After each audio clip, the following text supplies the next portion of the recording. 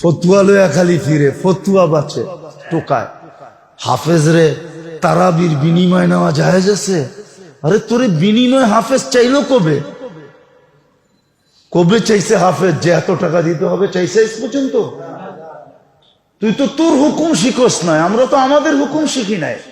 আমাদের হুকুম ছিল যার পিছে কোরআন শুনছো তাকে হাত খুইলা দিতে থাকো, কোরআনের ইজ্জতে দাও, কোরআন দেখা দাও, কোরআন দেখা, ওরে দেখা দিও না, কোরআন দেখা দাও।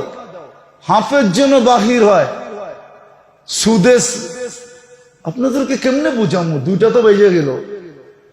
যেদিন মক্কায় তারাবি শেষ হয়, ইমামরা যখন বাহির হয় তো 15 থেকে 20টা মার্সিডিজ গাড়ির চাবি আসে, চাবি হাদিয়া, চাবি নিয়ে দাঁড়ায় থাকে, হযরত এই চাবি নেন।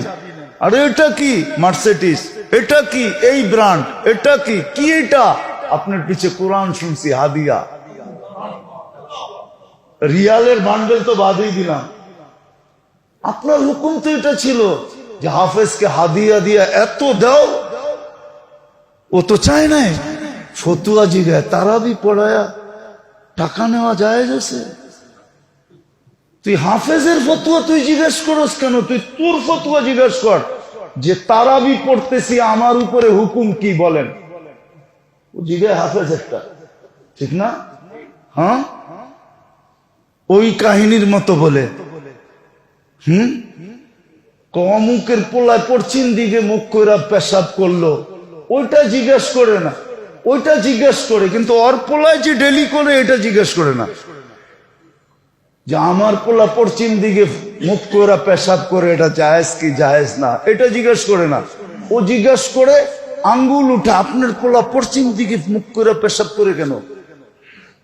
ও জিজ্ঞেস করতেছে হাফেজেরটা যে তারাবির পরে হাফেজরে টাকা দেওয়া, টাকা নেওয়া জায়েজ আছে কিনা। তুমি হাফেজেরটা কেন জিজ্ঞেস করো? তুমি তোমারটা জিজ্ঞেস করো যে আমাকে হুকুম কি দিছে কোরআন। আমাকে তো হুকুম দিছে 2 হাতে দাও, হাদিয়া দাও একে 2 হাতে, কোরআনের ইজ্জতে দাও। কোরআনের, কোরআন কালকে বলবে আল্লাহ আমাকে আজ তো ইজ্জত করছে, আপনি ওরে একটু ইজ্জত করবেন না। কোরআন যেন আমাকে বলে যে আল্লাহ আমাকে এত ইজ্জত করছে প্রতি রমজানে, আপনি একটু ইজ্জত করবেন না। তো আল্লাহ হাসি দিয়া বলবে তুই যখন পক্ষে, আমি বিরুদ্ধে যাই তো যাই কি করা? তুই তো, আমি বিরুদ্ধে যাই কি করা? উচিত ছিল এটা জিজ্ঞেস করণের। আমাদের ফোন করে জিজ্ঞেস করে হাফেজে তারাবির পয়সা নেওয়া জায়েজ আছে? আল্লাহ মাফ করুক। এই জন্য মেরে দোস্ত, ফেতরা এখনই দেন, মন খুলা দেন, সমর্থের ঊর্ধ্বে দেন, গরিবদেরকে তালাশ করা দেন, আত্মীয় স্বজনের ভিতরে তালাশ করেন। আপনি হয়তো দেখতেছেন পাশ দিয়া গেলে গিয়ের ঘ্রাণ আসে, আপনি ভাবেন ডেলি মনে হয় ঘি দিয়া খায়া আসে।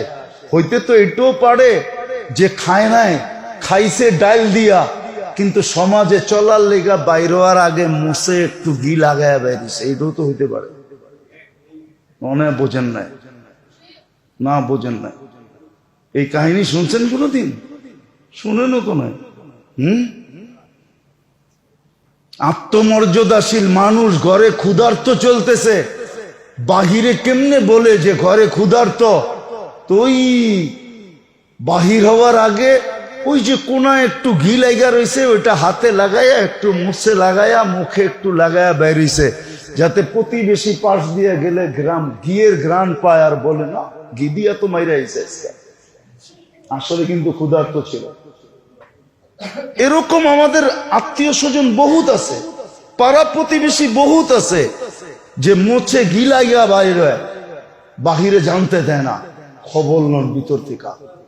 থাকলে 2 হাতে খরচ করেন ওর উপরে, টাকা যাবে।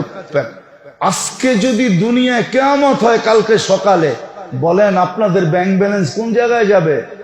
জান্নাতে যাওয়ার পরে দিবে, ঠিক না? কোথায় যাবে ব্যাংক ব্যালেন্স?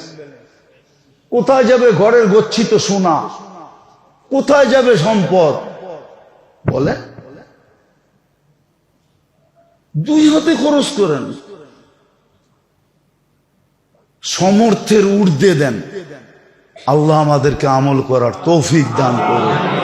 ওমা আলাইনা ইল্লাল বালাগ।